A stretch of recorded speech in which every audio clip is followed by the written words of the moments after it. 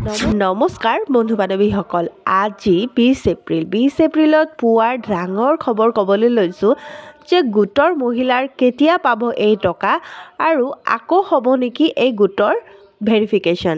তো সকলো কথা এইটো ভিডিঅ'ত আলোচনা কৰিম। ব'লক দেৰি নকৰাকৈ ভিডিঅ'টো আৰম্ভ কৰোঁ। এই 10,000 টকাটো কেতিয়া পাব এইটো এতিয়ালৈকে কোৱা নাই, মানে 42 জিলাতে সোমাইছে। তাৰপিছত এইখিনি মানে এটা জিলাত কি হ'ব, এখনিকৈ সভা অনুষ্ঠিত কৰি এই টকাটো দিয়া হ'ব। আৰু বহুতে ভাবি আছে যে ভেৰিফিকেশ্যন বা ইণ্টাৰভিউ আকৌ হ'ব নেকি।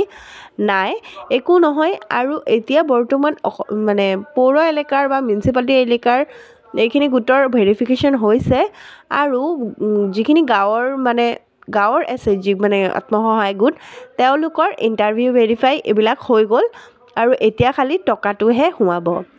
আৰু এই টকাটো প্ৰথমতে 10,000, তাৰপিছত 25,000, তাৰপিছত 50,000 টকা দিব। কিন্তু আপোনালোকে এই টকাটো লৈ পেলাই ব্যৱসায় কৰিব লাগিব। আৰু যদি আপোনালোকে যেতিয়া মানে জমা দিছিলে উদ্যমিতা আঁচনি, তেতিয়া যদি আপোনালোকে বিজনেছ প্লেনিঙৰ ফৰ্মটো ভালকৈ ফিল আপ কৰিছিলে, তেতিয়াহে আপোনালোকে এই টকাটো লাভ কৰিব।